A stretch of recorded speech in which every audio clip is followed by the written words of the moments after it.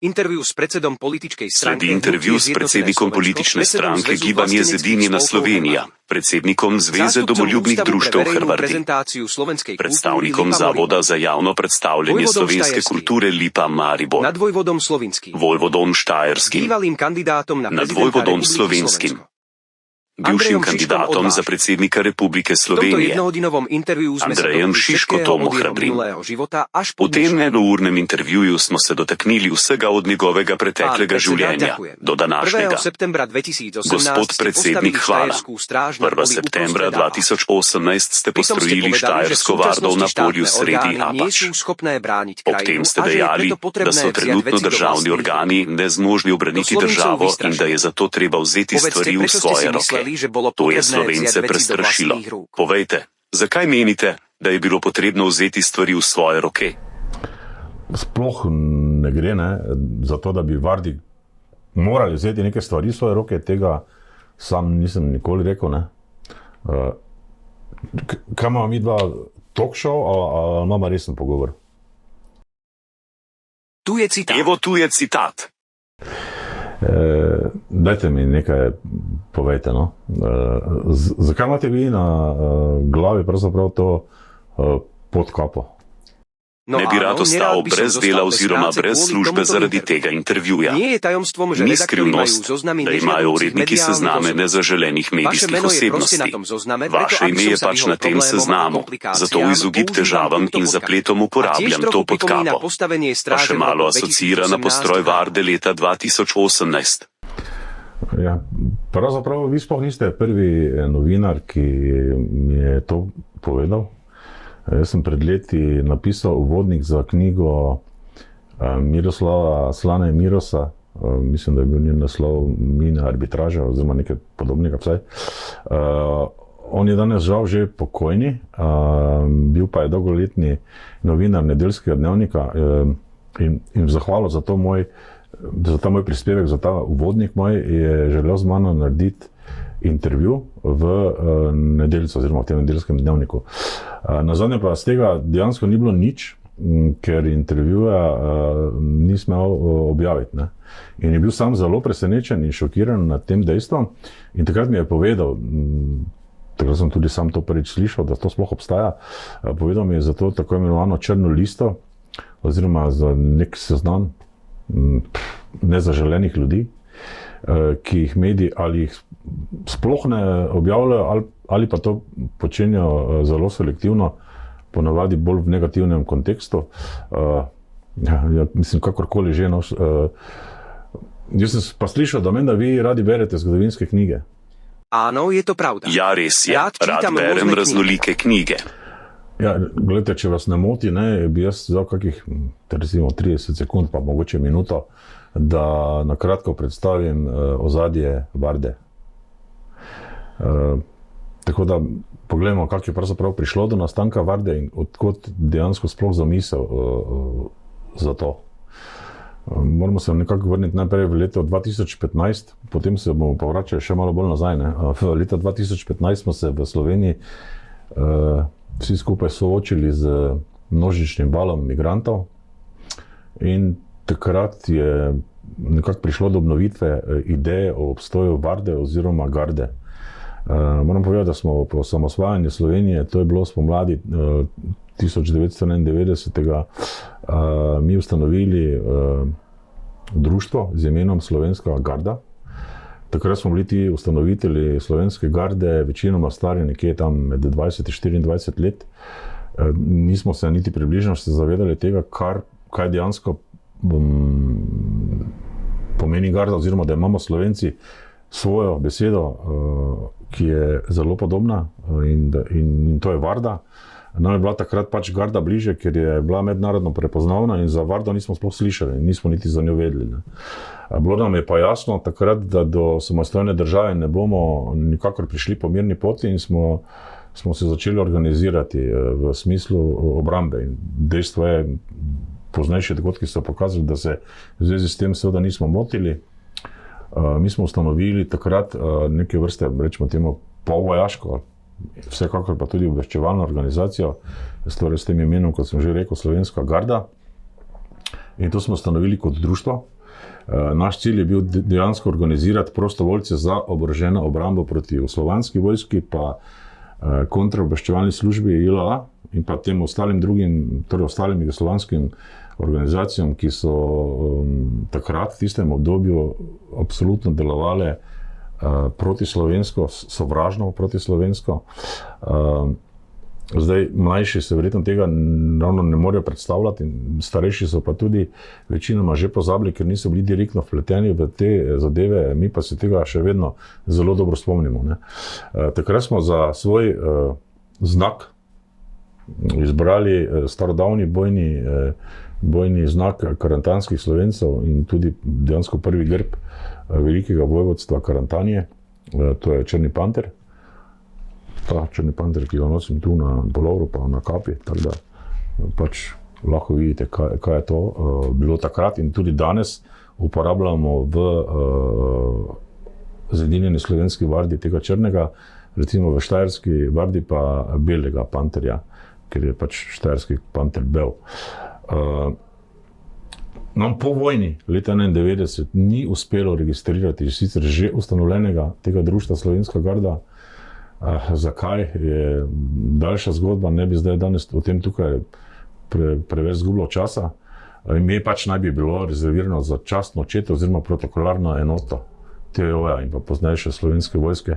Zdaj, če bi mi takrat se zavedali in poznali tudi to besedo varda, čeprav smo jo, pa se nismo zavedali, bi v bistvu že takrat lahko ustanovili Slovensko vardo, ampak do tega ni prišlo.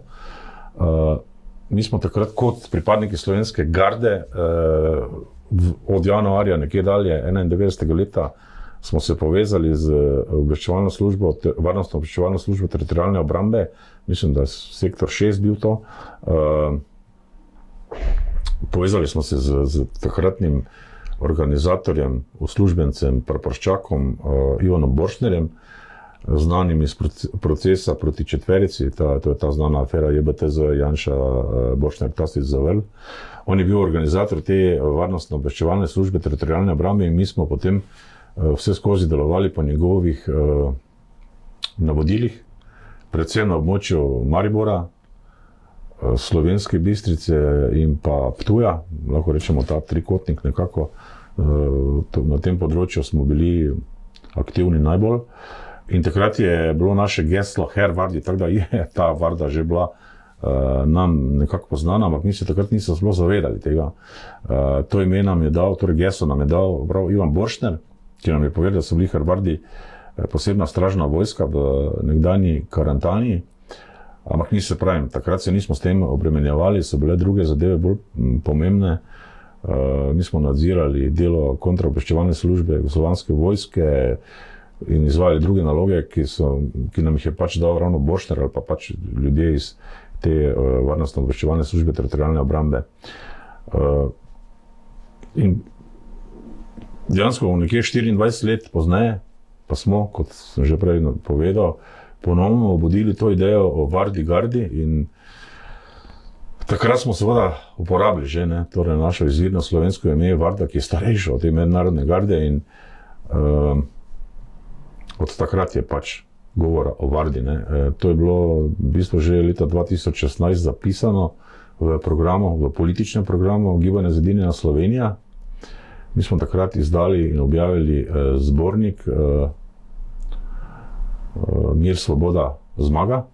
Ta je, mislim, da prvič šel leta 2016, potem pa ponatisal še 2017 v začetku leta. In tam je notri objavljen tudi politični program oziroma srednji politični program stranke Gibanja Zedinjena Slovenija in konkretno je ravno Varda omenjena bila v drugi točki. V tem programu smo pa sicer imeli zapisano, da je treba, da mora Slovenija izstopiti iz vojaške zveze NATO, zaradi tega, ker pač ta mednarodna organizacija ne deluje v skladu z ustavnimi določbami Ustave Republike Slovenije. Gre za 3.a člen, kjer v bistvu je navedeno, da mora ta NATO mislim na to, da mora Slovenija spoštovati in se lahko povezuje z mednarodnimi organizacijami, ki delujejo na principu spoštovanja človekovih pravic in tega po našem mnenju pač NATO ne zagotavlja in ne izvaja. Mislim, da je varnost Republike Slovenije mora biti zagotovljena z oboroženo nevtralnostjo in absolutno prilagojena našim domačim okoliščinam. Zdaj, dejstvo je, da je Slovenija od 29. sušca, to je za 2004 leta, je članica te zveze NATO oziroma Severnoatlantske pogodbene organizacije in pač od takrat imamo v bistvu hudo poslabšanje varnostno-obrambnega stanja v naši državi. Tako je pač naše mnenje. Tako je bilo naše mnenje že takrat leta 2016 pa 2017 in tako je tudi danes. Mi smo postali dobesedno, bom rekel, nesposobni za lastno obrambo. To, da pa računamo, da nas bo branil nekdo drug, pa je nekaj popolnoma nesprejemljivega in mislim, da tega ne smemo. To ne more biti nobena naša doktrina, nobena naša... Mislim, ne moramo se za to zanašati, kajti zgodovinske izkušnje nam pravijo, da je dejansko največkrat tisti, ki je bil sprva zaveznik Slovencev, pa lahko gledamo nazaj v obdobje Karantanije ali pa gledamo v 20. stoletje, je vedno enako, je potem bil tisti, ki nas je okupiral ali pa nas je hotel podrediti. Ne? Če govorimo o Karantaniji, recimo vemo, da so naši predniki najprej z Obri premagali Bavarce, potem so se pomogli bojevati ravno proti tem zaveznikom Obrom. Recimo, če pa vzamemo če pa vzamemo 20. stoletje, pa imamo še celo več primerov. Smo bili del Avstro-Ogrske in potem smo se morali po prvi svetovni vojni bojevati proti njihovim vojakom, recimo Majstrovi borci konkretno. Pa v drugi svetovni vojni, dobro, tam so nas napadli štirje, dobesedno okupirali so nas štirje sosedje, ampak potem v leta 1991 smo se morali spet bojevati proti zaveznikom, s katerimi smo skupaj živeli v Jugoslaviji. Tako da mi moramo se zavedati, da obramba našega naroda lahko temelji samo na lastnih silah in iz tega moramo izhajati. Noben NATO nas nikoli ne bo branil. In to ste videli tudi zdaj pred kratkim, ko je kandidat za predsednika Donald Trump povedal, da enostavno se ne strinja s tem, da bi NATO moral braniti nekoga, ki za vojsko in za svojo obrambo ne želi prispevati ničesar. Tu imamo mi Slovenci svoj problem največji. Mi mislimo, da bo nas nekdo branil, mi bomo pa se, ne vem, navijali za njega, kaj ne vem, ni mi čisto jasno. Dejstvo je, da je za lastno obrambo treba nameniti primerna sredstva in za lastno obrambo je treba usposobiti lastne ljudi. To je bistvo. Tako da, mislim, zdaj sem mogoče malo zašel iz te teme. Torej, naša varnost, tako kot sem že na nek način povedal, mora zagotavljati naša nevtralna drža in naša vojska, ki pa mora biti prilagojena nam, da se bomo dejansko mi počutili varne, tako naši prebivalci, kot posamezniki, kot tudi slovenski narod v svoji domovini. In zato moramo nujno vrniti splošno vojaško obveznost, poleg tega pa uvesti splošno ljudsko obrambo. In v okviru tega je v bistvu bila zamišljena naša ustanovitev Slovenske narodne varde, ki smo mi poimenovali s kratico SNV, takrat v gibanju Zedinjena Slovenija. V skladu z 4. točko takratnega programa pa je bilo tudi zamišljeno nujno oblikovanje deželnih vard, zato Štajerska varda, Krajinska varda, Koroška varda, Primorska varda in Prekmurska varda. Ker je država, ki nima lastne varnostne hrbtenice, nikoli ne more biti svobodna, niti suverena, niti neodvisna. In ljudje, ki prebivamo tukaj v naši domovini, ki nismo sposobni sami zagotoviti lastne varnosti, nikoli ne moremo biti svobodni. To je bilo to bistvo. Zapisano takrat do programa z leta 2016 in 2017 in moram nujno pojasniti naslednjo dejstvo pri tem, da nobena varda deželna, oziroma mi smo jih poimenovali civilna iniciativa, deželnih vard, niti Štajerska, Krajinska, nima smisla, da jih naštevam, niti Zedinjena Slovenska varda niso del nobene politične stranke, sploh ne gibanja Zedinjena Slovenija, pa tudi nobene druge stranke, ker ni namen, da so to strankarske milice. In nobena varda ne deluje znotraj politične stranke ZSI oziroma Zedinjene Slovenije, niti pod njenim okriljem, niti pod poveljstvom.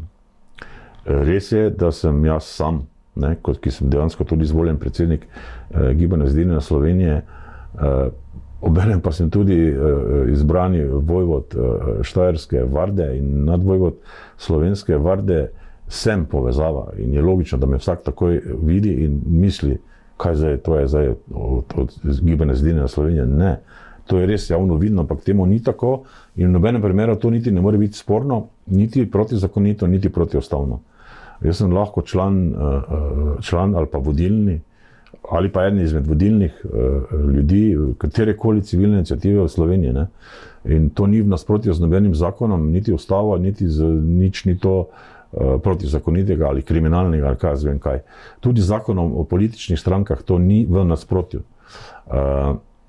Zato je vsekakor pa pomembno za slovensko javnost, da je nalijemo čistega vina in v bistvu s tem preprečimo bom rekel, kar temu podla pa izdajalska potikanja o tem, da naj bi recimo ravno gibanje Zedinjena Slovenija delovalo kot vojaško ali pa oboroženo združenje. To namreč nikakor ne drži. Gibanje Zedinjena Slovenija nikoli ni bilo ustanovljeno s tem namenom, nikoli ni delovalo kot vojaško ali oboroženo združenje in to je dobesedno laž. Pa tudi Zedinjena Slovenija nima nobenih vojaško organiziranih enot, oziroma sploh nima nobenih oboroženih enot in nihče znotraj Zedinjene Slovenije ne deluje kot po vojaško oziroma kot neko oboroženo združenje. Člani ali pa članice gibanja Zedinjene Slovenije pa niso tudi nedolžni postati pripadniki nobene varde, velja pa tudi obratno. Torej, to so preproste zadeve, ki so vsakemu razumskemu človeku razumljive, jih pa nekateri pač načrtno zlorabljajo, ki nam želijo škoditi. In tudi varda kot takšna, pa ni važno zdaj, ali so to deželne ali Zedinjena Slovenska varda, nikakor niso nobena strankarska vojska ali milica, niti paravojska in tudi ne delujejo kot vojaška ali oboroženo združenje. Mi smo enostavno varda. In varda se ve, kaj to je, ve se, kaj to pomeni in ve se, kaj varda počne.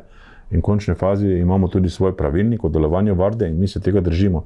Če pa pač tisti, ki o nas poročajo, nočejo tega upoštevati in delajo po svoje in razlagajo nekaj, kar ni res, je pa to njihovo, kaj bi rekel, problem je tudi naš, ne samo njihov, ampak tako pač v Sloveniji preveč pogosto poteka. V teh naših vardah, štajerski, krajinski, primorski in tako dalje, so lahko člani katerekoli politične stranke. Mi nobenega ne zavračamo, nam ni pomembna njegova politično članstvo ali politično prepričanje. Je pa res, da večina pripadnikov varde pa verjetno sploh ni članjena v nobeno politično stranko in mi v vpisu v samo vardo tudi ne ugotavljamo članstva, torej ali kdo v kakšni stranki ali ni, to sploh ni pomembno za nas. Pa tudi ni važno, ali so to parlamentarne ali neparlamentarne stranke, skratka, to ni pomembno. Vemo pa, da so nekateri ljudje v določenih strankah, ker so pač nam to sami povedali, ko so se v vardo vpisali. Ne? In to lahko povem, da so to pripadniki različnih strank, seveda tudi ZSI-ja, torej Zedinjene Slovenije, ampak potem pa recimo še Slovenske nacionalne stranke, stranke slovenskega naroda, tudi kaj so že te SD-ja, pa Nove Slovenije, pa SDS-a, SLS-a in skratka sploh ni pomembno, ker so to številne stranke. Pa ni pa teh ljudi ne vem koliko iz teh strank, so pa. Ne? Ampak to dejstvo nič ne pomeni in tudi sploh ne pomeni kršitve 3. člena Zakona o političnih strankah. Tako da pojasnil sem pa to zato, da bo pač javnost vedela, kako so te stvari dejansko urejene in zamišljene. Tudi sama varda ni nobeno oboroženo združenje, ampak so to, mi smo jih pomenovali civilne iniciative. Absolutno jasno in moram povedati, da policija in preiskovalni organi Republike Slovenije kljub njihovim silnim naporom, pa tudi medijskemu pompu, niso nikoli našli niti enega samega kosa kakršnega koli orožja med pripadniki Varde oziroma pri aktivnosti Varde. Ne. In ker tega niso nikoli našli, so si dovolili, da temu tako rečem, popolno osmešanje, ko je dejansko posebna enota policije iz policijske uprave Novo mesto. To je bilo 23.11.2019, vem, da je bilo 23.11., ker to je bil datum, ko je generalmajster z svojimi prostovoljci leta 1918 dejansko pred Schutzwehrom nemškim oziroma Zeleno gardo takratno osvobodil dokončno Maribor, pa te ljudi razpustil. In to je ta datum, 23.11. bil, tokrat pač leta 2019, ta policija posebna enota je vdrla takrat na zasebno zemljišče, kjer je potekal tabor Kranjske in pa Štajerske varde. Takrat še nismo mi imeli uradno ustanovljene zedinjene slovenske varde. In takrat so nam zaplenili v bistvu airsoft igrače, ker te airsoft replike dejansko sodijo v kategorijo igrač. In policija pa je to pomenovala orožje. Mislim, da je to skrajno neresno. To je katastrofa, da si nekaj takega lahko policija sploh dovolila. In potem je te replike poslala v laboratorij na analizo. Ne? In mislim, dobro, to je res smešno, če ne bi bilo hkrati tudi res. Ne? In že ob samem zasegu je eden izmed policistov na potrdilo o zasegu predmetov napisal, da gre za imitacijo airsoft replik. In to je jasno bilo, torej to je že takrat tem policistom tam, da ni šlo za pravo orožje in da so enostavno morali upoštevati samo povelje svojih nadrejenih in te igrače oziroma te replike zapleniti. Ne. So pa mediji, med katerimi je bila tudi TV Slovenija, so javnost namenoma zavajali z raznimi naslovi, kot je policija Vardi zasegla orožje in podobnimi, čeprav, kot sem povedal, sploh nobenega orožja ni bilo. Ne. Tako da v izogib tem nepotrebnim sporazumom naj še enkrat jasno in glasno zatrdim, da nobena Varda ni last oziroma ni pod okriljem nobene politične stranke, tudi Gibanje Zedinjena Slovenija ne. Pa hkrati tudi to, da se Vardi lahko pridruži kdorkoli želi, ne. Ampak seveda mora to storiti prostovoljno na podlagi svoje svobodne odločitve. In pri tem je dejansko popolnoma nepomembno, ali je član katerekoli politične stranke ali pa ne. Vsak, ki želi pomagati pri varovanju ali pa rečemo po naše vardevanju človeških življenj in premoženja v naši domovini, je v Vardi vedno dobrodošel. Vprašanje, čeprav razumem, pravite, da Varda ni oborožena. Zanima me, zakaj so vas potem zaprli? Ja, seveda, bom prišel tudi do tja, no, ampak vse tega zgodovinskega pregleda, ali kaj bi temu rekli, bo kmalu konec. A razen, če je mogoče to zgodovinsko ozadje dolgočasno? Nie je to nudné. Ni dolgočasno. Dobro. Ja, vesel sem, no, da cenite to, ja, tako da hvala. Naj potem v bistvu pojasnim, kako je dejansko prišlo do nastanka Štajerske varde, potem pa še ostalih deželnih vard, na koncu te povezane zedinjene slovenske varde.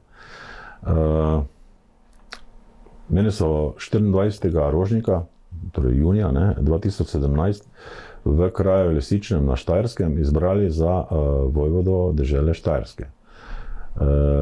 Takrat smo ponovno obudili oziroma oživili deželo Štajersko in sam sem v svojem govoru takrat povedal, da bom med prvimi aktivnostmi poskrbel za to, da bomo ustanovili Štajersko vardo, ker pač moramo, če smo dežela, ker dežela je v bistvu neke vrste država,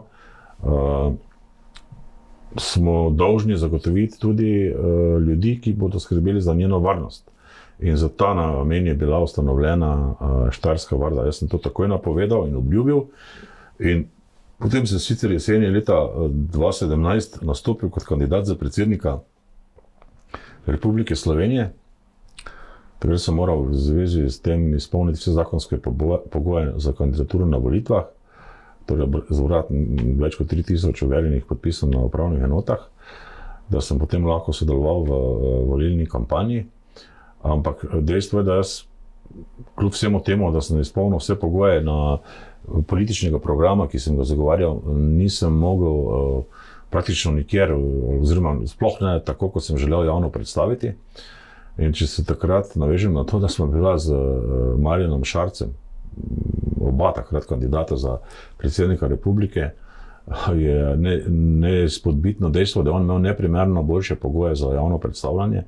To sploh ni primerjave v nobenem smislu. In kljub temu, da sem jaz bil vseskozi deležen cenzure, on, ki je bil v teh zadevah tudi vključen, ni storil ničesar proti temu, se pravi, niti enkrat ni javno protestiral proti temu, da vsi kandidati in kandidatke nismo imeli enakih pogojev in možnosti v volilni kampanji. In tudi, ko me niso spustili na veliko soočenje predsedniških kandidatov na Pop TV, je Marjan Šarec obrnil glavo in oči v stran takrat in je bil samo tiho. Ne. In vsi so sicer enako ravnali tudi ostali kandidati, Borut Pahor in tako naprej. Tako da dejansko moram povedati, da so takšne volitve, ki so potekale na način, kot so neustavne in protizakonite, pa tudi nesvobodne in nepoštene. Je pa največja katastrofa, da vse te politikante, ker ti si ne zaslužijo imena politiki, ni zanimalo to dejstvo. Nič jih ni zanimalo, njih je samo zanimalo, da oni imajo pogoje, kakršne imajo, ostali pa so popolnoma nepomembni in da oni pač dobijo čim boljši rezultat. Ne. In tudi to, da je šlo v tem konkretnem primeru, v samih volilni kampanji za kršenje temeljnih človekovih pravic in svoboščin, za kršenje ustave, to za te ljudi ni bilo pomembno, ne. In to je res zanimivo. Ne. Tako da iz tega je razvidno, kako moralo pa etiko dejansko imajo ti kandidati za politične funkcije, za katere so kandidirali. Ne. In dobro bi bilo, da sami ljudje sami razmislite o tem, ker boste potem hitro dojeli, zakaj pravzaprav gre. Ne. No in enako se je potem zgodilo tudi leta 2018, ko je stranka, katere predsednik sem, torej Zedinjena Slovenija, nastopila na državnozborskih volitvah. In takrat smo bili soočeni še z večjo cenzuro kot leta 2017, ko sem kandidiral za predsednika Republike Slovenije. In dejstvo je, da večina volivk in volivcev še danes ne ve, da je gibanje Zedinjena Slovenija politična stranka, ki je ustanovljena v skladu z veljavnim zakonom o političnih strankah. Niti tega ne ve, da sem sam njen predsednik. Ne? In meni se pogosto še danes zgodi, da na ulici slovenskih mest k meni dobesedno pristopijo ljudje, ki jih pač ne poznam, ampak mi rečejo, zakaj mi ne ustanovimo politične stranke. Ne?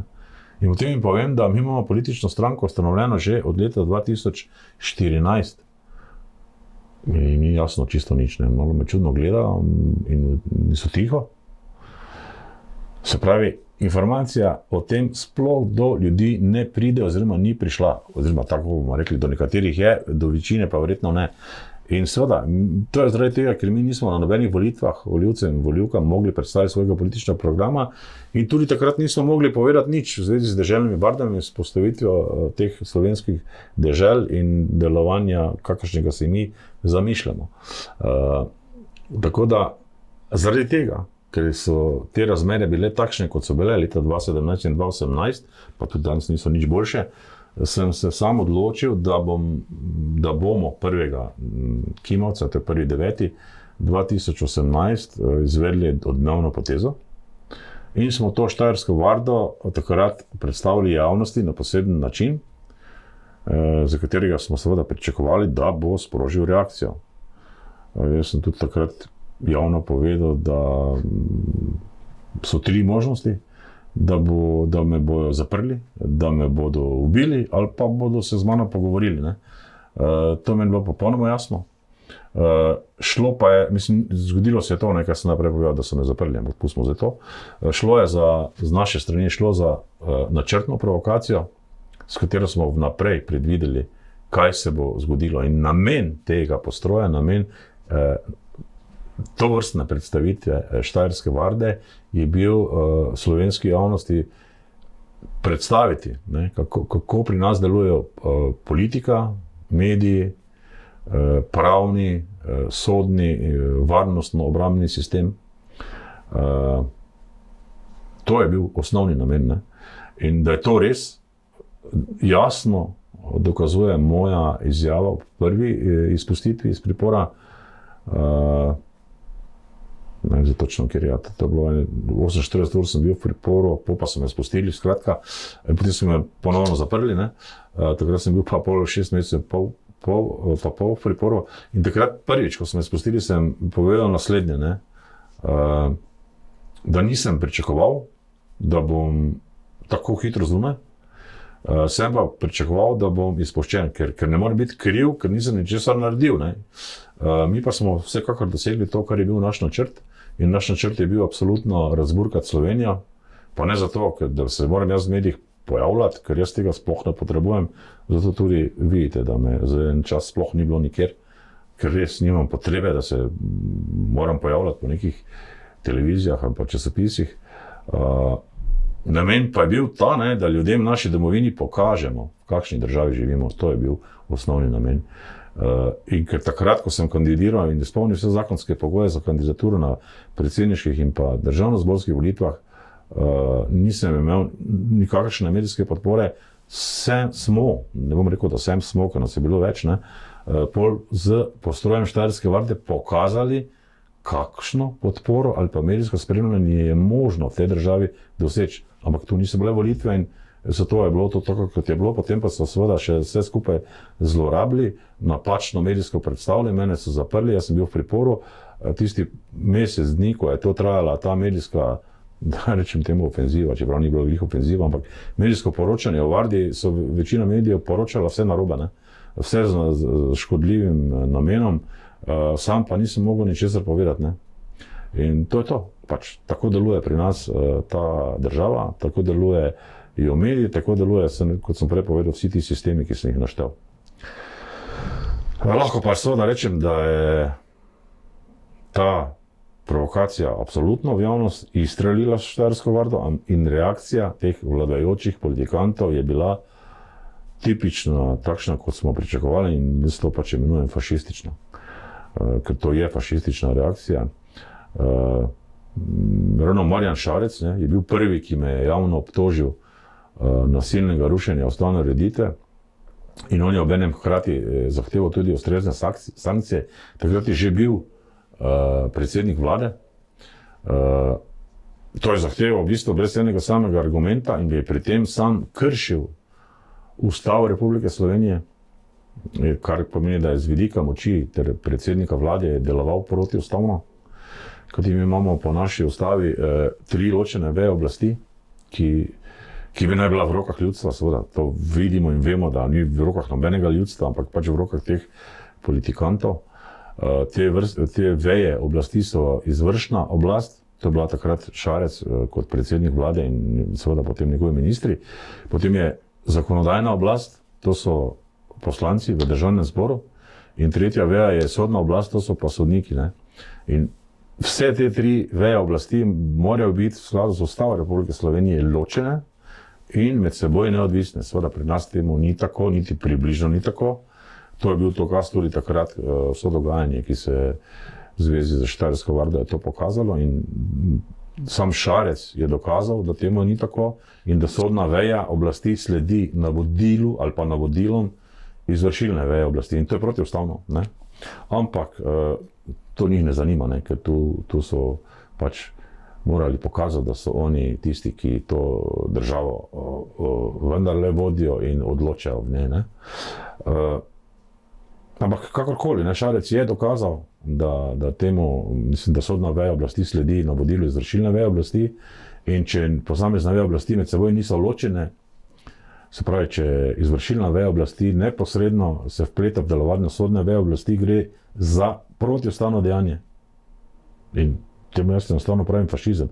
Se pravi, jaz sem bil, zdaj, da se bomo razumeli, mene so aretirali in pridržali pod obtožbo, da sem hujsko pozival in ščuval k nasilni spremembi ustavne ureditve in nasilnemu strmoglavljenju najvišjih državnih organov v Republiki Sloveniji. Čeprav tega nikoli, nikdar, nikjer nisem naredil.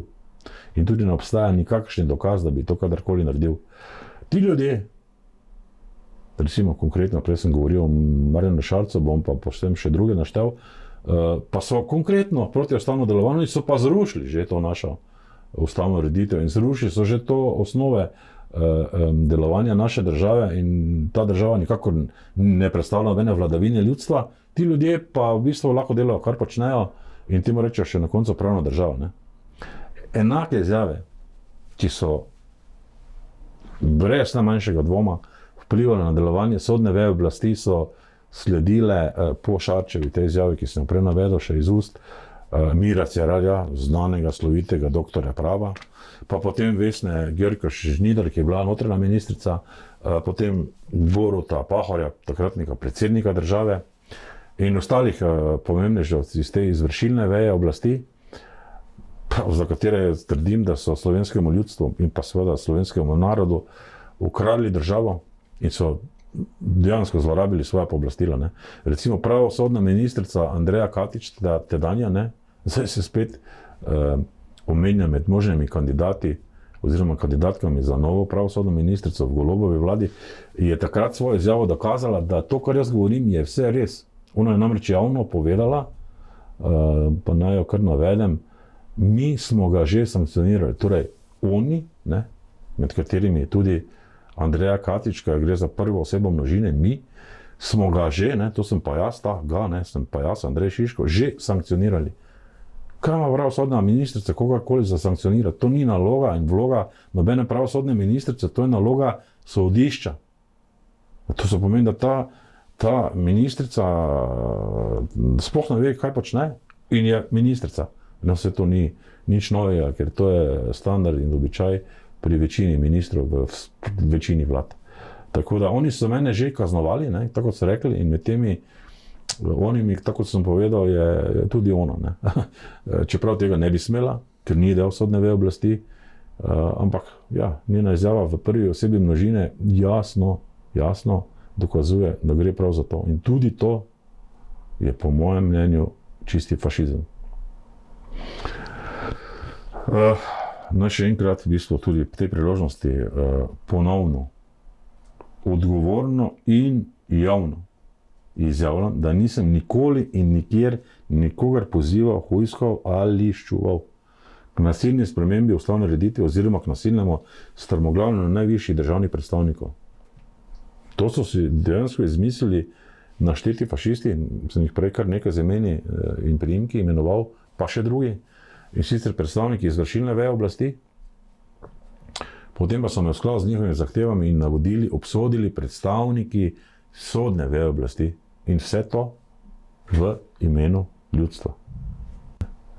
Sam sem pa ravno obratno pozival, jaz sem takrat na tem postroju Štajerske varde, drugega ni bilo, ničesar drugega sploh ni bilo in ničesar drugega ti ljudje niso imeli, sem pozival k obrambi obstoječe ustavne ureditve, vladavine ljudstva, oziroma, kot jaz sam temu pravim, mislim, da je pravilna slovenska ljudovlada. Beseda demokracija pa popolnoma napačna, čeprav je zapisana v ustavi, ampak mišljena je to, o čemer govorim, torej slovenska ljudovlada.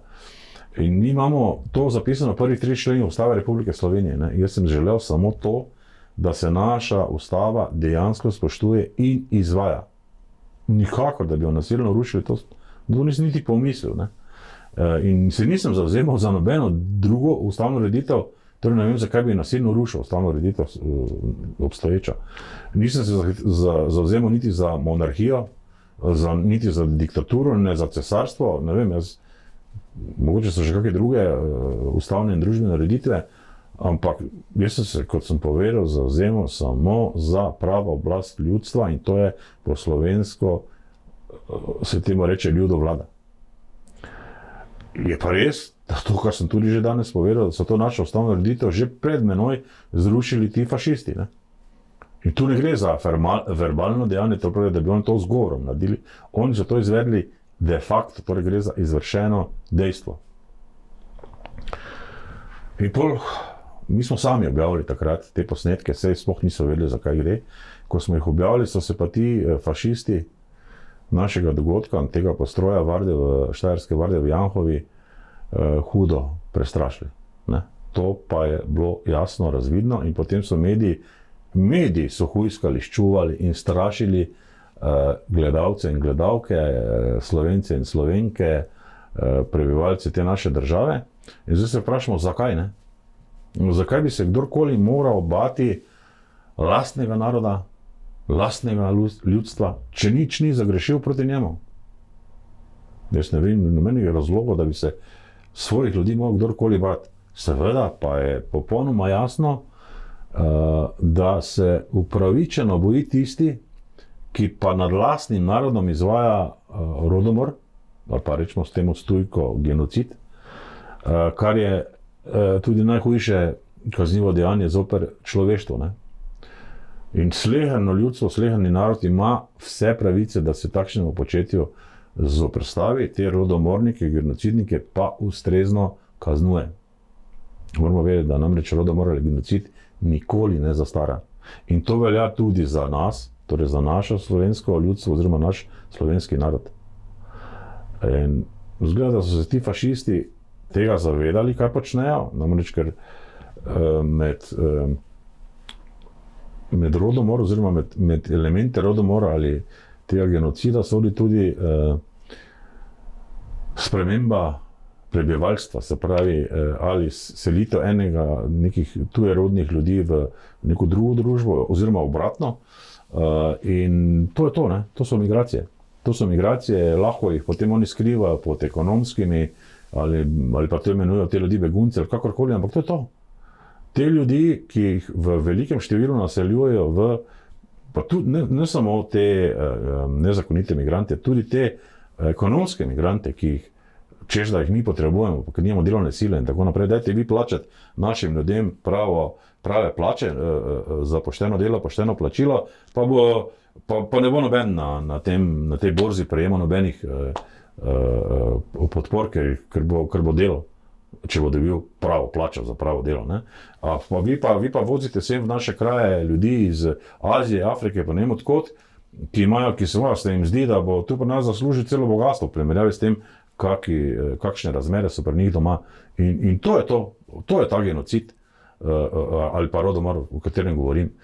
Zato so potem ti fašisti preprečili, da bi naš narod spregledal, mene zaprli. Ne? In jaz sem potem 6 mesecev, 20 dni, nekaj takega, no, a pa dobro rečemo 6 mesecev pa pol, sem preživel v priporu, sam, v majhni sobi, ali pa boljše rečeno sobici. Ne. Oni so mislili, da bo mene s tem prestrašili oziroma zlomili, kaj so mislili, ne vem. Ne. Seveda so hoteli s tem, ko so mene zaprli, prestrašiti tudi ostale naše ljudi,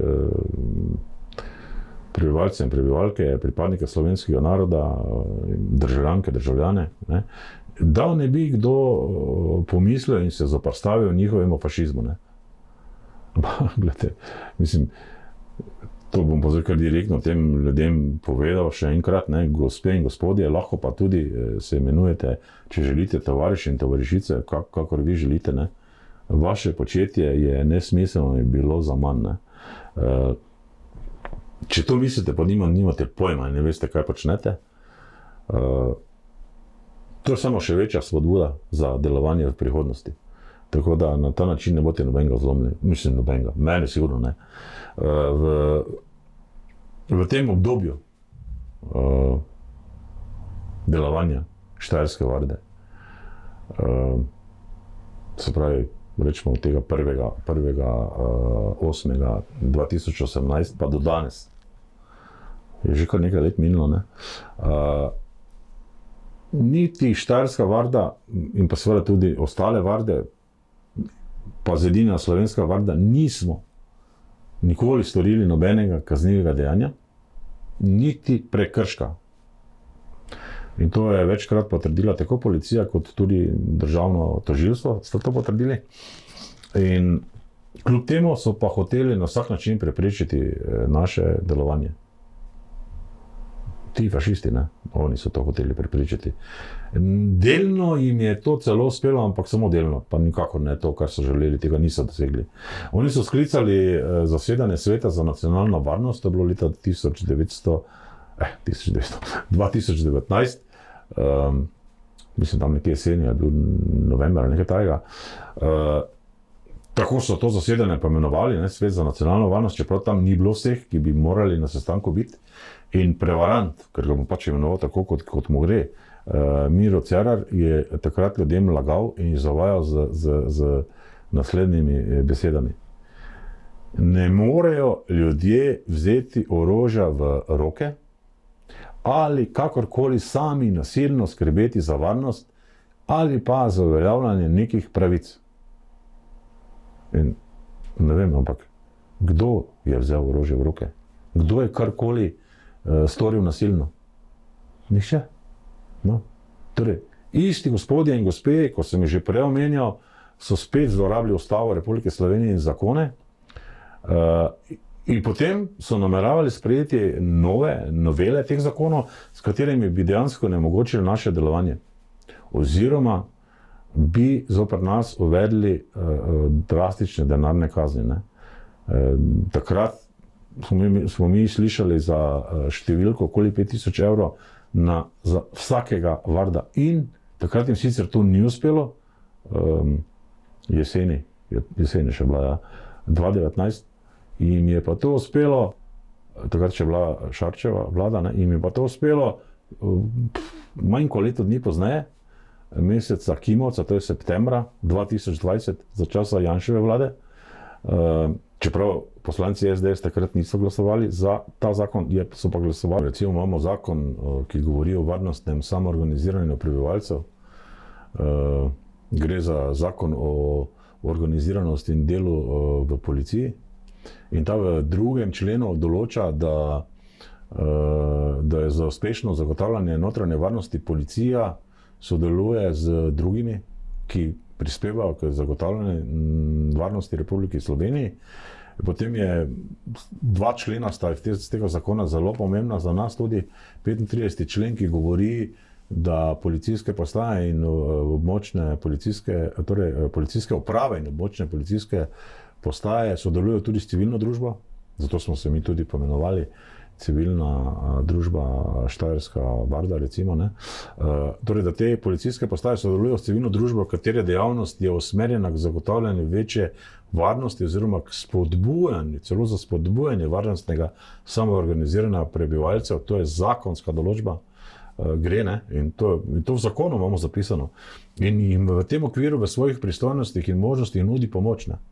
In kaj mi delamo drugega? Mislim, kaj mi mogoče ne delamo ravno tega? Nismo s tem, ko smo šli recimo na meje, pa smo tam upravljali obhode, nismo s tem pomagali ravno oziroma nudili pomoč tem prebivalcem ob meji, ki so se počutili ogrožene. Točno to smo mi počeli in še danes počnemo. Seveda moramo malenko spremeniti to način, ker nas hoče ta država nas hoče kaznovati. Ampak pustimo zdaj to. V naslednjem 36. členu tega istega zakona pa je tudi navedeno, da policija sodeluje z raznimi organizacijami zaradi zagotavljanja večje varnosti, in pa tudi sme sklepati sporazume o sodelovanju. Vse to smo mi želeli, ampak nikoli nismo bili tega niti razgovora na to temo deležni.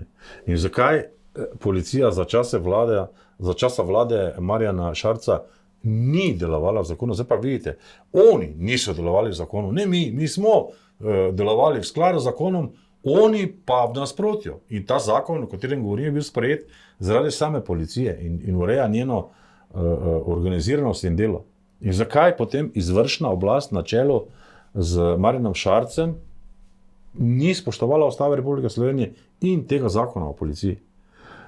Zakaj takratni minister za notranje zadeve Boštjan Poklukar, ki je tudi danes minister za notranje zadeve v Golobovi vladi, in spet noče upoštevati tega zakaj takrat in danes ni spoštoval Ustave Republike Slovenije in zakon o policiji? Ja, kateri zakon pa potem naj ti ljudje spoštujejo, če svojega krovnega zakona ne spoštujejo? In zakaj minister za notranje zadeve, konkretno Boštjan Poklukar, ni hotel sklicati sestanka s predstavniki Štajerske varde in pa drugih ustanovljenih vard? In to kljub temu, da smo mu mi v zvezi s tem poslali uradni predlog. To smo poslali takrat leta 2019 in to smo mu poslali lansko leto 2023 spet. Dvakrat ali trikrat celo so naši predstavniki, general Ivan Bolfek, je z spremstvom je bil na ministrstvu za notranje zadeve in trikrat se ta minister, Poklukar, ni hotel sestati z našimi predstavniki. Niti pogovarjati se ni hotel. Pa kaj on misli, da je on neki nad vsemi zakonom, nad ustavo, oziroma da on kar nekaj počne po svoje, da nima nobenih pravil, da lahko dela, kaj želi, ali kaj mislim. To je tudi tipično fašistično, kaj pa je to drugega. In takrat je tudi, torej 2019, je pa bil takrat zunanji minister Miro Cerar. Sem že povedal prej, da je lagal v javnosti, da vardi uporabljamo orožje, čeprav ga nismo nikoli uporabljali. In še nekaj, takrat je bila tudi 2019 je bila generalna direktorica policije Tatjana Bobnar. In kako je lahko ona dajala takrat politične izjave? Ona govorila, da ne morejo delovati te varde in da to civilna družba ne more delovati. Kaj bo ona določila, kako lahko deluje civilna družba? Če nismo nečesa naredili v nasprotju z zakonom, sploh ne more ona davati nekih političnih ocen in izjav kot generalna direktorica policije. Kaj ta ženska počne? Zdaj se je pa sama znašla v nemilosti pri teh istih ljudeh. Nič čudnega, sej včasih pride tudi karma, tja, ko mora. Dejstvo je, da bi morali vsi ti ljudje delovati, in tudi policija, seveda, v skladu z zakoni in ustavo. In kako je mogoče, da generalna direktorica policije v Republiki Sloveniji izjavi, da ima policija ničelno toleranco do delovanja kakršnekoli civilnih iniciativ in tako imenovani Štajerski vard? Kakva je to izjava? In zakaj so oni, namesto da bi spoštovali obstoječe ustavo in zakone, vsi skupaj napisali in sprejeli nove zakone, s katerimi so hoteli onemogočiti delovanje vard? To se vprašate. Sicer oni naj to pojasnijo, ker oni vejo, zakaj so to počeli, mi tudi vemo, ampak dejstvo je, da to njihovo početje predstavlja pravi fašizem. In še kar je najhujše, temu oni rečejo, da to gre za levico, da so oni neka, ne mislim za stranko levico, levo politično opcijo, mislim, in da je to krinka pod delovanje leve politične opcije. Mislim, ne vem, bom reči tiho, ker mi slabo postane zraven. Ne gre pa samo za zakon, ker ste me vprašali, kakšni so pravni temelji. Mi imamo mnogo globlje temelje za delovanje Štajerske in pa ostalih vard, kot je samo ta zakon. Se pravi, če se dotaknemo začetka in bistva, od koder vse skupaj izvira, je to slovenska pravda, stara slovenska pravda, ki je zgodovinsko narodno pravo oziroma pravda pripadnikov slovenskega naroda. In obenem je tudi sta besedi stara pravda, sodita med prve slovenske tiskane besede leta 1515, ko je potekal veliki slovenski kmečki upor, oziroma pravilno po slovensko povedano kramola, čeprav tudi te besede ljudje naši ne poznajo, ki je bila pod vodstvom Slovenske zveze, ki so jo Nemci imenovali Windischbund, po slovensko je to Slovenska zveza. In danes vemo, da sta tako ameriška, kot tudi francoska meščanska revolucija, takrat v proti koncu 18. stoletja, sta obe nastali na podlagi naše stare slovenske pravde in pa na podlagi našega obreda slovenskega ustoličevanja, lahko rečemo tudi naše družbene ureditve slovenske ljudovlade. To so takrat poznali so to takrat praktično vsi pravni teoretiki in pa filozofi, ki so se ukvarjali z človekovimi pravicami in svoboščinami. In oboje, to, kar sem naštel, slovenska pravda, pravzaprav tri stvari so, Slovenska pravda, slovensko ustoličevanje in slovenska ljudovlada so predstavljali temelj teorijam o človekovi in narodni suverenosti, o družbeni pogodbi in o družbeni ureditvi vladavini ljudstva. Iz te naše slovenske pravde izvira mednarodno poznana deklaracija, oziroma slovenski izraz bi bil razglas o pravicah človeka in državljana. To je ta tako znana francoska deklaracija oziroma francoski razglas iz leta 1789, ki je bil eden izmed ključnih dokumentov takratne francoske revolucije. Ne? In je ta razglas ali deklaracija na podlagi doktrine naravnega prava je definirala pravice, ki naj bi veljale za vse in za vedno. Torej, za vse ljudi in za večne čase, vse večne čase, dobesedno tako je to treba razumeti. Ne? To končno različico tega razglasa ali deklaracije francoske je 26. Velikega srpana 1789 sprejela francoska konstituanta, to je v bistvu narodna ustavna veča, ki je to sprejela kot začetek priprav za novo ustavo. Ne?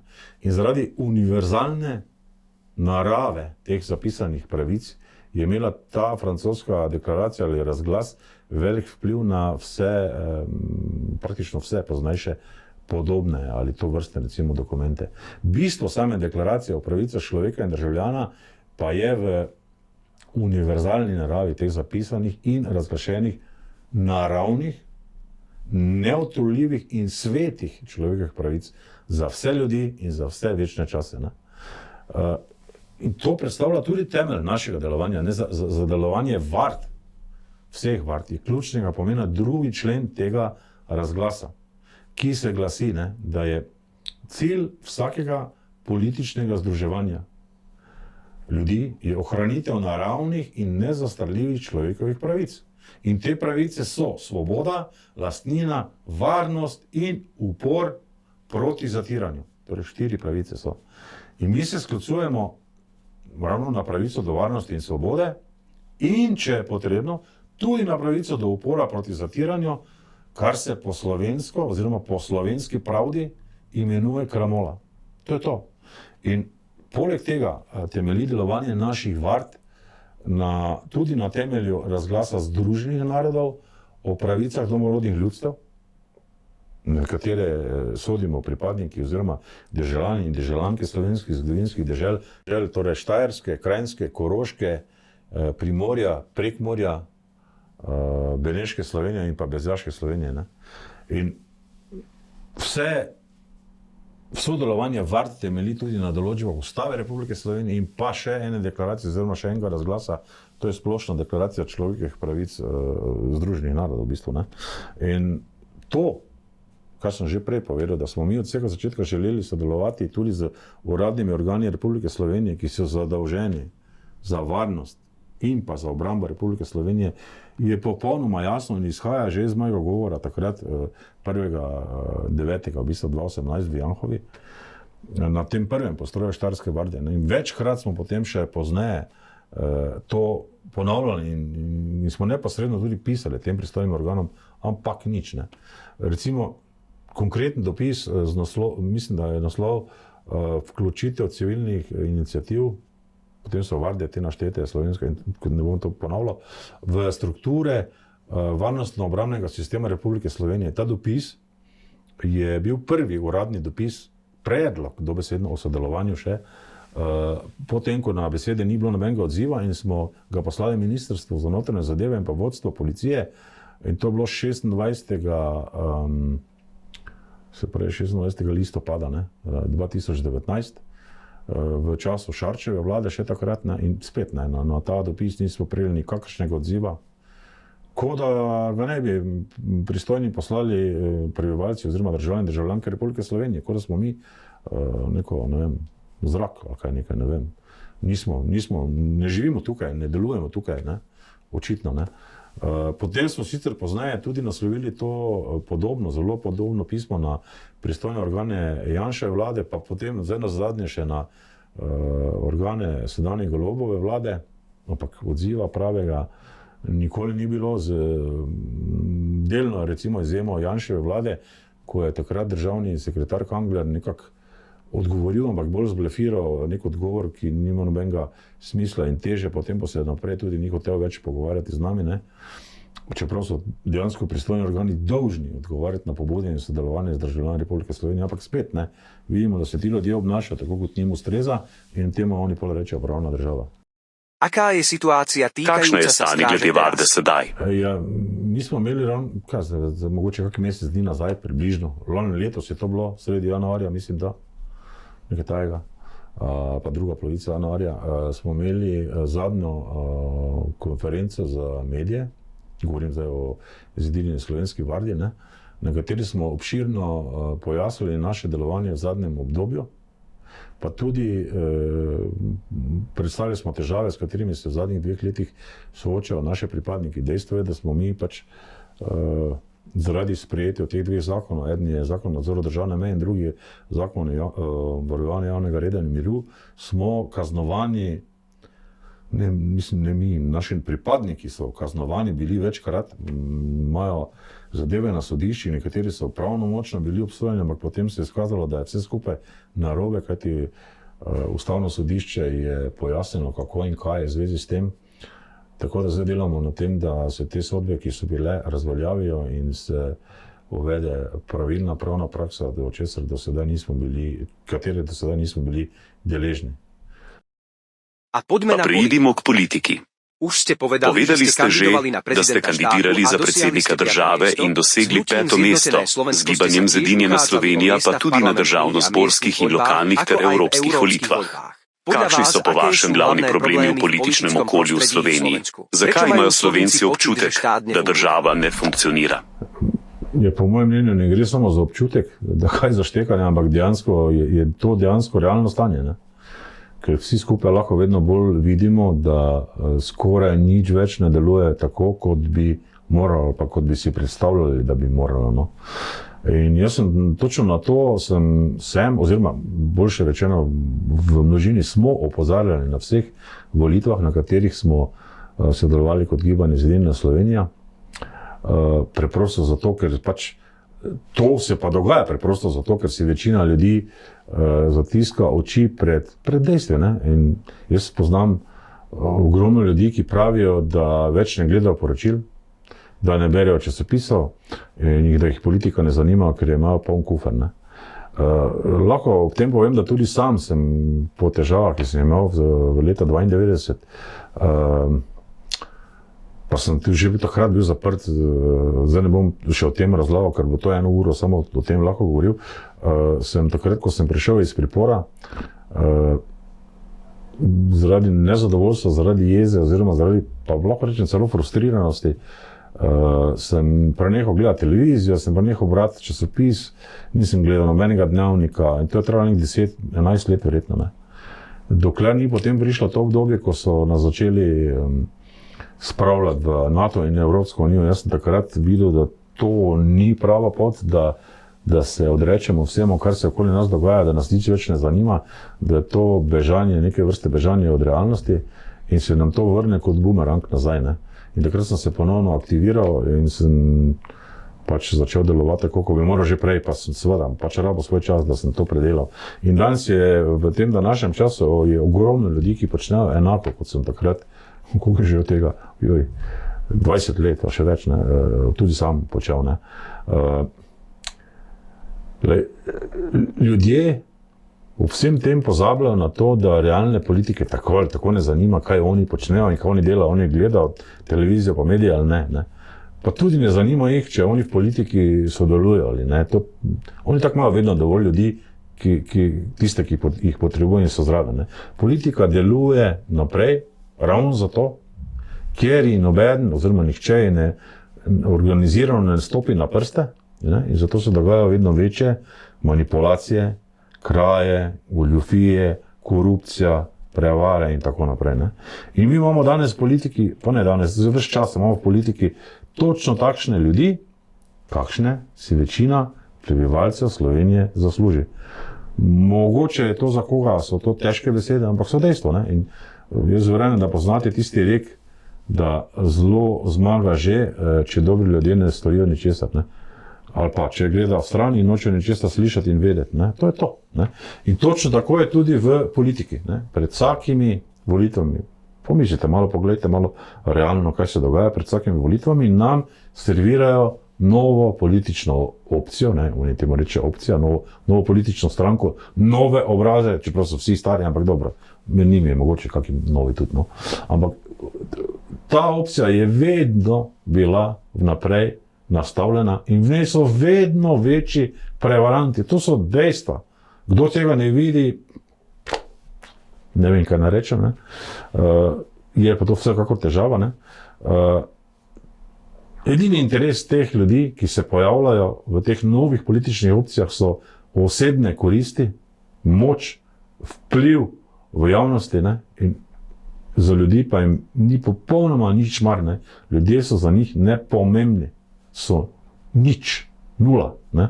In njihove besede so po pravilu ravno obratne od tega, kar dejansko počenjajo. Oni znajo, oni govorijo lepo, tako všečno ljudem, mogoče celo, ne? Ampak delajo pa ravno obratno od tega, kar govorijo, ne? In kaj napovedujejo, da bodo delali. Se vidite zdaj, pogledajte si, pospomnite se, o čem je govoril Golob in kaj dejansko ta njegova vlada danes počne. Ne? In zdaj pa tisti del ljudi, ki se nazadnje zaradi nezadovoljstva pač in razočaranja, kakšnega koli razloga volitev ne udeleži, ne? Oziroma, tako bom rekel, ne? Tisti del, ki se udeleži najprej, po pravilu nasede na to leporeče. Ne? Oni drugi del ljudi, ki pa se noče več udeležiti, pa s svojo odsotnostjo omogoči, ravno tako omogoči izvolitev točno teh in točno takšnih ljudi, kot nam vladajo. Ne?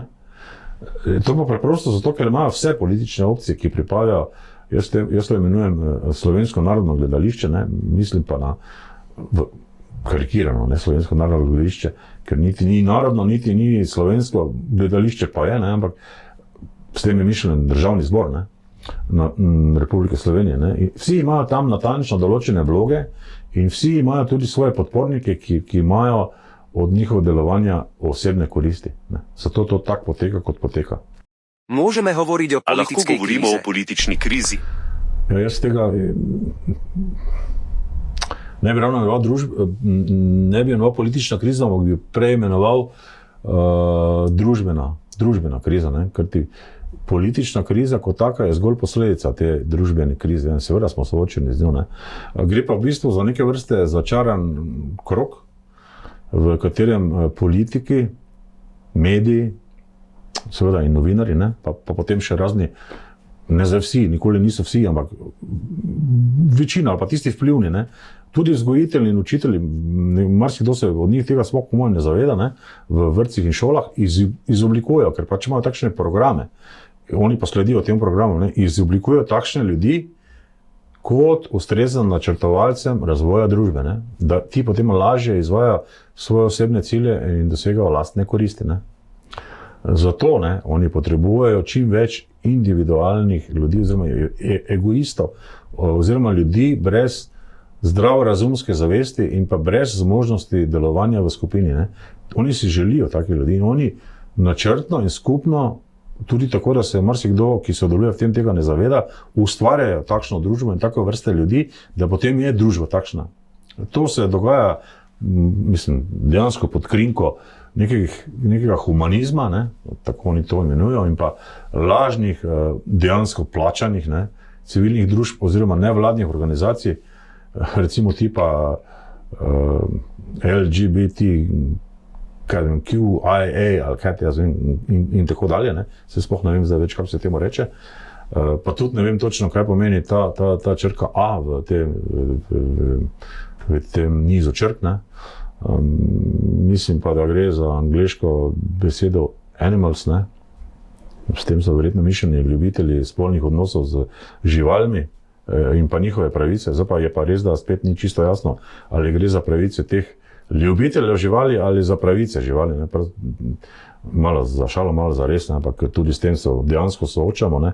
In vidite, da to vpeljujejo v neke šolske programe in tako naprej. Ne? Vsekakor pa gre za načrtno, rekel bom temu, uvožene ideologije iz Zahoda in vsekakor iz tujine, ne? Katerih namen je izpodrivati zdrave človeške odnose, torej izpodrivanje zdravih človeških odnosov in pa narodne umike, kulture, ne, pomeni umika, ker marsikdo sploh slovenščine danes več ne razume. Ne. In ta načrtna, ustvarjanje načrtne delitve, namernega povzročanja oziroma kregarije, ja, tako, ne, ustvarjanja nekih novih, izmišljenih, nenaravnih spolov, pojavov, modnih muh, ne vem, kako lahko to vse imenujemo, ne, s katerimi se potem sodobni ljudje v tej poplavi raznovrstnih neumnosti in dezinformacij nazadnje celo uspejo poistovetiti. Ne? Torej ne morejo se poistovetiti s tistim, kar so, ker jim tam zadevo zameglijo, potem pa servirajo vse to, kar so prej naštel. Ne? In absolutno ni nobenega dvoma, vsekakor gre v tem primeru pri posameznikih za krizo istovetnosti, ne? Kar ima za posledico razbijanje homogene družbe, in seveda, ja, povzroča tudi številne psihične težave. Kakšno je vaše mnenje glede te korona pandemije oziroma, kot nekateri pravijo, pandemije? A ste cepljeni? Ja, seveda nisem cepljen, tudi niti približno ne vem, zakaj bi naj bil. Ne. Že samo to ime pandemija pove, da je v tem primeru šlo za načrtno sproženo epidemijo oziroma pandemijo, ne. S katero so dejansko izvedli neke vrste test tudi odziva med ljudmi, ne, pač ne samo tega. In sami rezultati oziroma odziv ljudi je bil tudi vnaprej predviden, ne, šlo je bolj za to, da se vidi, kakšna bodo razmerja med ljudmi, ne, kako se bo, kolikšen del ljudi se bo kako odzval, ne, to je bilo tisto, kar so ti organizatori, ti planerji potrebovali, ne. In to pomeni, koliko ljudi se bo jih takoj prestrašilo, ne? In kot ovce v bistvu sledilo vsem ukrepom oblasti, ne glede na to, ali so za ti ukrepi smiselni ali niso smiselni, in pa po drugi strani, kolikšen odstotek oziroma kolikšen del se jih bo pripravljen takšnim ukrepom upreti, ne? Ja, jasno pa, da je tu še tretja skupina, ki je bila nekje vmes med obema, torej med to prvo skupino sledilcev, recimo, da jih tako imenujemo, ali pa ubogljivcev, da ne rečem sužnjev, ne, pa drugo skupino teh upornikov, recimo, da jih tako imenujem. Ne. In tak je tudi bilo. Ne. Rezultati so sicer v posameznih državah oziroma pri različnih narodih tudi malo različni, niso enaki, ampak so pa ti načrtovalci vsekakor za to pandemijo in z vsemi ukrepi, ki so jih izvajali, dobili, po mojem mnenju, dokaj dober odgovor na tisto vprašanje, ki so jih dejansko zanimalo. Ne. Zdaj, ti ukrepi dejansko niso bili povsod enaki, in tudi so se nekoliko spreminjali, so bili različni, ampak ti, ki so želeli, so zagotovo dobili odgovore tudi na globalni ravni, pa tudi na posameznih narodnih državnih ravneh. In to je bil prvotni namen, po mojem, celotne zadeve pandemija. Ne. Sami ljudje in življenja teh ljudi, oziroma nas ljudi, pri vsem tem niso imeli, po mojem, čisto nobene zveze. Ne. So pa bili ljudje prepričani, nekateri, da je temu tako. Ne. In jasno, ti planerji so nedvomno spet dosegli osnovno zadevo. To je ta zadeva znana že iz rimskih časov, torej deli in vladaj. Ne. Med seboj so uspeli sprejeti celotne družine, da ne govorim o širših družbenih skupnostih. Ne. In zdaj tisti, ki so se pustili cepiti, ne, so našli rečemo za tega nekega glavnega sovražnika v anticepilcih, ne, ti, ki pa nikakor se niso pustili cepiti, pa so našli sovražnika v cepljenju. Ne. In to je bil tudi načrt, ne, te pandemije. Ne.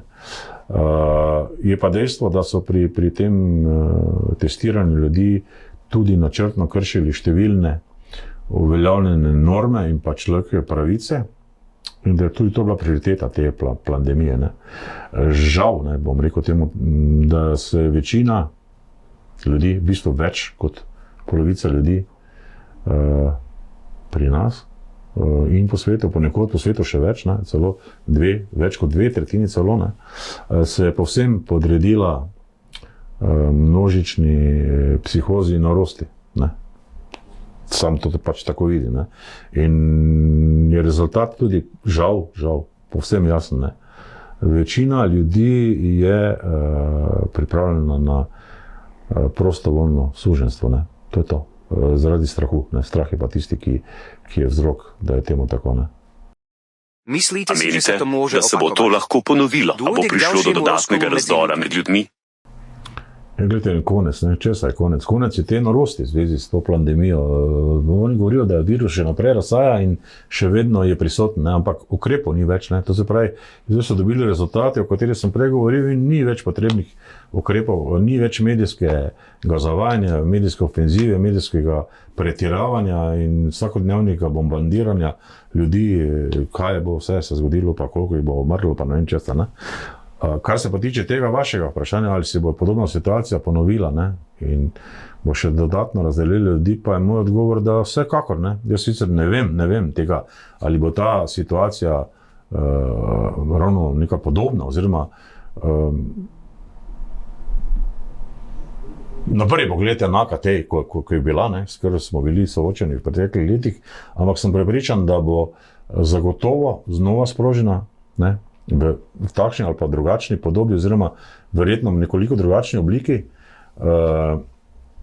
ker ti snovalci novega svetovnega reda namreč ničesar ne skrivajo, ne? Oni ničesar ne prikrivajo, oni so vse javno in glasno povedali in so večkrat ne samo povedali, tudi zapisali in to ni skrivnost, oni pravijo, da je treba prebivalstvo na zemlji zdesetkrat, to se pravi, iz 7 milijard moramo mi priti na manj kot milijardo ljudi, ali 8 milijard, se ni važno, sploh na manj kot milijardo ljudi, in oni bodo tako ali drugače poskrbeli za nekaj milijard mrtvih. To zdaj, ali nam to všeč, ali nam ni to všeč, to je dejstvo. Oni bodo za to poskrbeli in zato že počasi skrbijo. To, kar se pač dogaja, je tudi del te zgodbe. Skrbijo tudi za načrtno omejevanje rojstev, ne. Mi moramo sicer vedeti, da v svetu stanje različno, ne? Pri nas v Evropi je tak rojstev premalo, medtem ko Afrika, Azija in tako naprej je pa rojstev absolutno preveč, ne? Zato potem tudi te migracije, to mešanje in ta genocid, rodomor, ki ga izvajajo. Ne? Dejstvo pa je, da v tem večina ljudi žal sploh ni tega sposobna razumeti, ne? Kaj se dogaja in kaj šele, da bi oni bili sposobni se temu zoperstaviti. Ne. To je pa že verjetno 2 nivoja više od tega. Najprej je treba zadevo razumeti, potem pa se zavedati, da je potrebno tudi ukrepati in potem se temu komaj zoperstaviti. Zato pravim, da mislim, da kakšna 2 nivoja više ta sposobnost dojemanja, da se je potrebno zoperstaviti temu. Pa se preseliva še na druge oblike kriz. Situacija v Ukrajini. Kako ocenjujete delovanje oboroženih sil Ukrajine in Rusije? Kaj se lahko naučimo iz te vojne? Ja, to stanje in pa dogajanje v Ukrajini sam v prvi vrsti absolutno obžalujem. Ne? In žal gre tudi v tem primeru spet za načrtovano dogajanje. To dogajanje je sproženo strani Zahoda. Oni so natančno vedeli, kaj se bo zgodilo, kako bo Rusija se odzvala, ne? In tudi kaj bo naredil tisti del Ukrajincev, ki so ga sami spodbudili. Ne? In to je ta del, ki je želel si vojno, dobesedno želel. Ne? Pa to je manjši del Ukrajincev, ki je to želel. In so potem začeli ti izvajati protirusko, prozahodno politiko navezovanja na evroatlantske povezave, se pravi na NATO pakt in pa na Evropsko unijo. Jasno je bilo, da to Rusom nikakor ne bo všeč, da se to dogaja pred njihovim.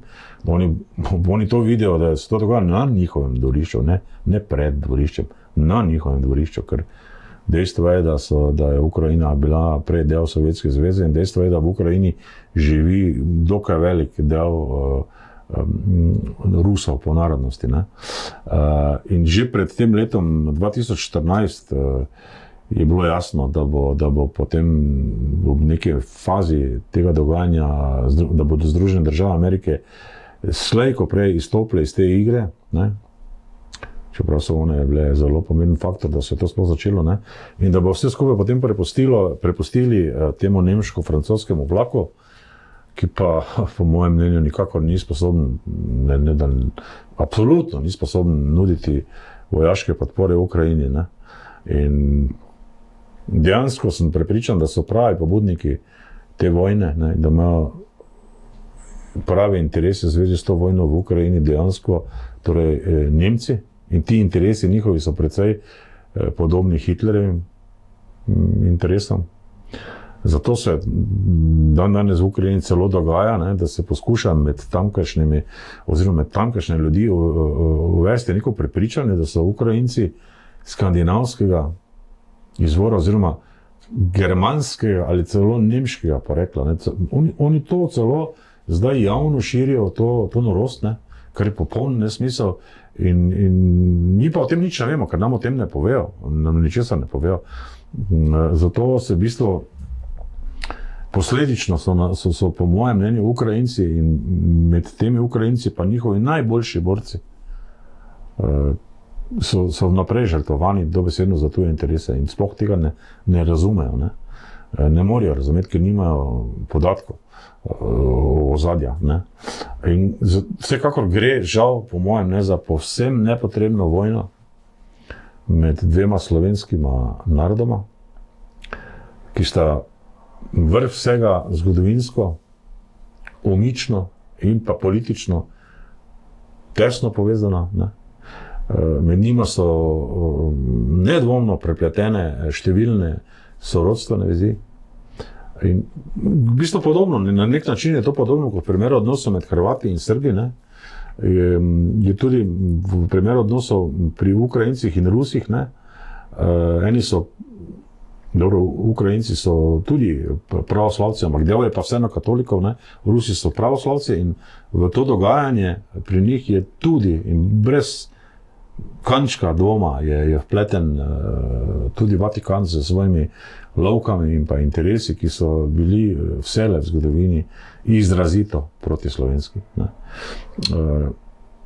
Tako da ob tej žalostni zgodbi bi jaz sam spomnil na besede Abrahama ben Jakoba Izraelskega iz 10. stoletja. Bil je to znani diplomat, ki je zapisal, in trgovec in tako naprej, ki je zapisal,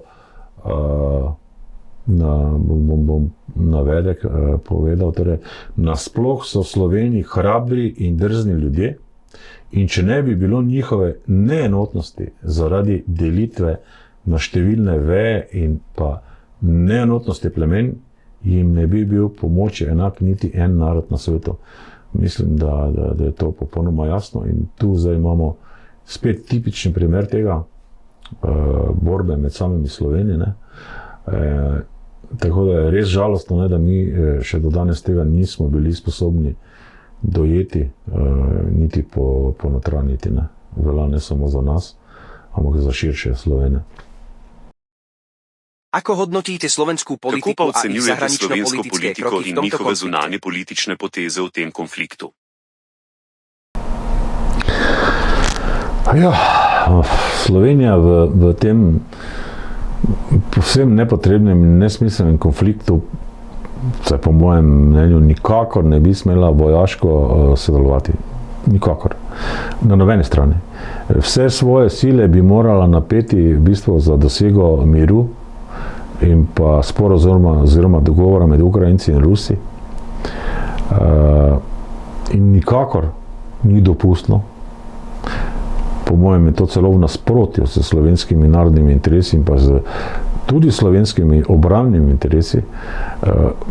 Je torej to, da smo se postavili na stran NATO, ki v tej zgodbi sploh ne bi smel igrati nobene vloge, ker noben faktor ne bi smel biti NATO pri tem, ker nima tam česa iskati dobesedno. In žal smo tudi Slovenci žrtve te enostranske vojne propagande. Ker mi smo deležni izključno vojne propagande ene strani. Se pravi, niti ne toliko ukrajinske, ker je to težko sploh imenovati ukrajinska stran, ampak bolj rečeno strani NATO in pa Evropske unije z Nemci na čelo. Ne. In tudi večina slovenskih medijev pri tem igra, se grda beseda je, da nekdo sploh igra tu, ne. Ampak ja, igra izrazito enostransko vlogo, ki nikakor ne pomeni pravilnega obveščanja o dogajanju, ne, ampak predstavlja enostransko propagando s točno določenimi cilji. Ne. In določen del slovenske zunanje politike, ne, konkretno tudi z zunanjo ministrico Fajonovo na čelu, ne, je, kot vidimo, celo bolj skrajen od Nemcev. Ne. To je očitno po pravilu, da so hlapci bolj papeški od papeža, oziroma mislim pač ne samo hlapci. Sploh se pri nas politiki pogosto obnašajo na ta način, da so bolj papeški od papeža, ne, kot se temu reče. Ne. No, sicer o tem je pa tudi že javno spregovoril general Varde Ivan Bolfek, ne, ki je takrat jasno povedal, da je dolžnost slovenske politike v prvi vrsti skrbeti za slovenski narodni interes. Ne. In da Slovenija temelji na trajni in neodtujljivi pravici slovenskega naroda do samoodločbe. Zato je treba ravnati modro in vsekako sprejeti ponujeno roko sodelovanja tudi Rusov. Nobenega razloga ni, da mi z njimi ne bi smeli sodelovati. Ne? In kakršnokoli drugačno ravnanje nedvomno pomeni izdajo slovenskih narodnih interesov. Če so lahko stike z Rusiji navezali in Nemci, in Francozi, in drugi, potem jih tudi lahko mi, in ne vidim nobenega smisla v zavračanju sodelovanja z Rusiji v kakršnemkoli smislu. Ne. To velja pa seveda tudi za ministrico Fajonovo, ne. Seveda pa se zavedam, da ima ona tudi družinske razloge za tako početje, saj živi dejansko s partnerjem iz Nemčije, ne? In vemo tudi to, da je on nedvomno povezan z nemško obveščevalno službo. Tako da stvari niso take, kot zgleda na prvi pogled, imajo mnogo širše, pa tudi globje ozadje. Kakšno vlogo in vpliv bi morala imeti Slovenija v mednarodni skupnosti? Ja, gledajte, mi Slovenci imamo v bistvu izjemno zgodovino. Ne? V tej svoji zgodovini nikdar nismo bili agresori, smo pa bili večkrat žrtve rodomora, predvsem strani Nemcev in pa Italijanov. Ne? In najprej bi morali mi to svojo zgodovino sami dobro poznati. To je osnova, temelj. Potem bi se tudi znali sami sebe ceniti in se v današnjem svetu pravilno obnašati. Ne? In potem bi se tudi zavedali naše izvirne družbene ureditve, te slovenske ljudovlade, ki je to, ne, kar imamo mi, kar lahko mi ponudimo ostalim narodom na tem planetu Zemlja. Ne? Pa ne, da oni morajo to vzeti, ampak mi jim to lahko ponudimo kot eno izmed opcij, ki je dokazano delovala in je usmerjena v dobrobit ljudi oziroma celotnega človeštva. In za navrh, oziroma ali pa poleg tega pa sta bili naša slovenska ljudovlada in pa v njenem okviru tudi Slovenska pravda tudi nedvomno vključeni v same začetke, na eni strani ruske in na drugi strani ameriške državnosti. Ne? Tudi to je treba seveda vedeti. Ne? In o tem je pravzaprav v svojem tem nedavnem intervjuju z Tucker Carlsonom govoril tudi ruski predsednik Putin, ko je v bistvu govoril o Novgorodu pa v Kijevu. Ne? Novgorod se je pred tem imenom pravzaprav imenoval Veliki Slovensk. Ne? In v tem Velikem Slovensku so živeli naši predniki Sloveniji, ki veljajo za začetnike ruske države. Po teh torej informacijah in izročilih, ki jih poznamo in ki jih imajo tudi Rusi, so ti Sloveni iz Velikega Slovenska prišli tja iz krajev ob reki Donavi, se pravi, oziroma iz naših današnjih ozemelj. In so dejansko naši konkretni, pravi predniki. Ne? In oni so tisti, ki so ustanovili in Novgorod, mislim, torej Veliki Slovensk, potem pa Novgorod, tako se je prenoval, in pa tudi Kijev. In ti dve mesti so začetnici poznejše ruske države. Torej naši predniki so sodelovali, so bili del etnogeneze ruskega naroda in to so imeli pomemben vpliv na rusko državo. In tudi po zaslugi naših prednikov je ruska država tako velika in takšna, kot je. Ne.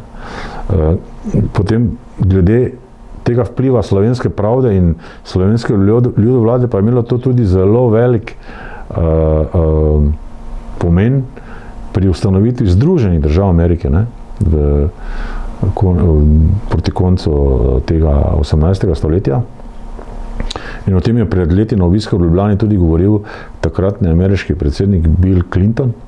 In če konkretiziram to zadevo, Thomas Jefferson, avtor te deklaracije o neodvisnosti Združenih držav Amerike, ne, je v bistvu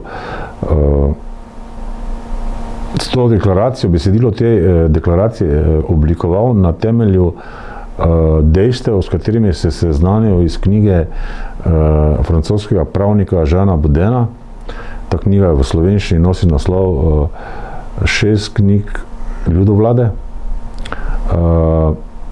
In v njej je profesor Josip Felicijan, to je bil doktor slovenskega rodu, ki je živel v Združenih državah Amerike, našel strani, kjer so zapisane inicialke in opombe tega Thomasa Jeffersona, ravno tam, kjer je govor o slovenskem ustoličevanju, slovenski ljudovladi in slovenski pravdi, se pravi ustoličevanje slovenskih koroških knezov, kar je imel ta Thomas Jefferson za dokaz, da je dejansko prava ljudska vladavina ljudstva mogoča, in na podlagi tega so oni izvedli ta svoj razglas, svojo deklaracijo in se v bistvu iztrgali iz Združenega kraljestva oziroma Velike Britanije. Ne.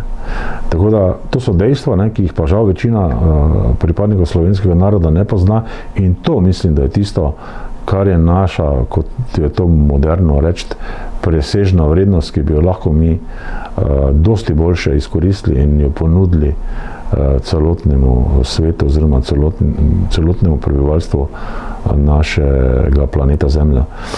Na to smo lahko tudi upravičeno ponosni in prav je, da to izpostavljamo, kar je dobrega. Ne? Pa pojdiva še malo nazaj k vam. Kaj počenjate zadnje čase? S čim se ukvarjate? Ja, v bistvu delam in ukvarjam se samo še s tem, kar me veseli, oziroma s tem, s čemer imam zadovoljstvo in me tudi osrečuje. Tako da se ukvarjam z raziskovanjem slovenske zgodovine in pa seveda v zvezi s tem tudi pišem knjige. Od leta 2009, takrat sem bil urednik in soavtor prve knjige ruskega avtorja Jurija Venelina. Naslov te knjige je Starodavni današnji Slovenci.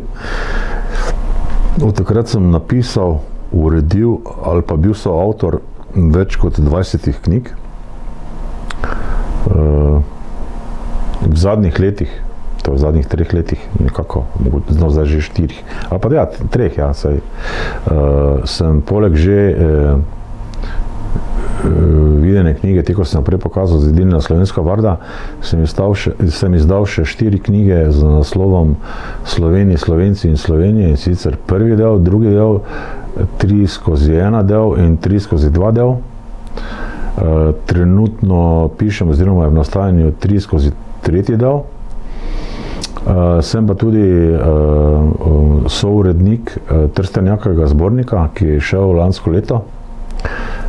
Pa obenem tudi njegov soavtor, skupaj še z štirimi doktorji zgodovine in etnologije in pa z ostalimi avtorji.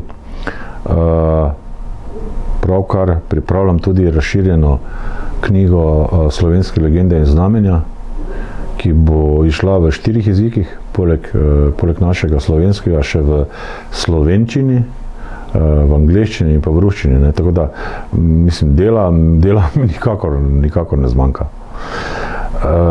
Ja, vsem tem pa sem aktiven tudi v domorodni skupnosti Zedinjenih slovenskih dežel, DSZSD, ne, v katero smo povezani slovenski domorodci vseh teh zgodovinskih dežel, Štajerske, Krajinske, Koroške, Primorja, Prekmurja, Beneške Slovenije in Bizaške Slovenije. Delujemo še vedno tudi v društvu Hrvardi in pa v seveda Štajerski vardi, pa ostalih vardah, tudi v Zedinjeni slovenski vardi, ki je krovna. Tako da imam dela več kot dovolj. Kako pa je zasebno življenje? Koliko časa vam ob vsem tem ostane za vas in družino? Ja, imam srečo na nek način, no, si lahko delo organiziram popolnoma sam in si seveda sam tudi določam časovnice in roke za vse to, kar počnem. Ni nekega, kaj naj rečem, šefa nad mano, ki bi rekel, zdaj moraš to, danes to, jutri moraš ono, tako da. Ampak ok, včasih sem si sam naporen pri tem, kar je tudi res, ne. Ampak kljub temu pa se seveda lahko, ne, in tudi se, ne, v določeni meri posvečam družini, logično, partnerki in pa svojim štirim otrokom. Zame je družina vsekakor pomemben del življenja in tudi pomembno vpliva na samo delo. Enako pa velja tudi v obratnem smislu, ne, torej zdravi in dobri odnosi v družini sigurno vplivajo tudi na delo, tako da mene to vsekakor osrečuje, ne, oboje in to je to. Sva že pri koncu tega dolgega intervjuja. Še zadnje vprašanje. Kje vidite Slovenijo in Slovence čez 10 let? Ja, nikakor nočem nikogar strašiti, ne. Vendar pa je prav, da si nalijemo čistega vina. In mislim, da je to zagotovo bolje, kot pa da sami da smo potem nenadoma presenečeni ali pa šokirani in nam nič ni jasno, ko se zgodijo določene stvari, ne. Jaz mislim, da se nikoli ni dobro zatiskati oči pred resjedo, pred tem, kar je res, ne, oziroma tiščati glave v pesek kot noj. Vsa dogajanja po svetu kažejo na to, da se očitno znova pripravlja velika vojna, pa naj si bo to nam všeč ali pa ne, ne. Mi nismo tisti, ki to želimo, niti imamo vpliv na to. Ampak vedno, preden je prišlo do vojne, ali pa teh velikih vojn, so se najprej izdatno povečala sredstva, torej vlaganja, namenjena za vojsko, obrambo in pa orožje. In tudi v današnjem času je enako. Ob tem pa vemo, ne, da se zgodovina v določenih ciklih ponavlja. Tako da je vprašanje samo, ali smo se iz te zgodovine kaj naučili, ne. Človeštvo kot celota sem prepričan, da se zagotovo ni naučilo ničesar. In zato so leta, ki so pred nami, ključnega pomena za nadaljnji razvoj in obstanek slovenskega naroda, ne. Naš največji pesnik, France Prešern, ki ga sam imenujem tudi prerok, je zapisal: manj strašna noč je v črne zemlje krili, kot so pod svetlim soncem sužni dnevi, oziroma dnovi, on napisal, no. Ampak to pomeni, da kot sužni zagotovo ne bomo živeli, ne, ker razumemo sporočilo in prerokbo Prešerna. V obstanek naroda seveda sploh ne smemo dvomiti, ne, kajti drugi znani Slovenec je Primož Trubar, je tudi zapisal stati in obstati, ne, obstati. Torej, to sploh ne more biti vprašanje, ne. In tretja stvar, ki je jasna, je tudi ta, da bomo zagotovo zmagali in bomo iz prihodnjih dogodkov išli očiščeni in pomlajeni, če kot tretjega navedem še Ivana Cankarja. Hvala in vso srečo pri nadaljnjih delih. Hvala vam.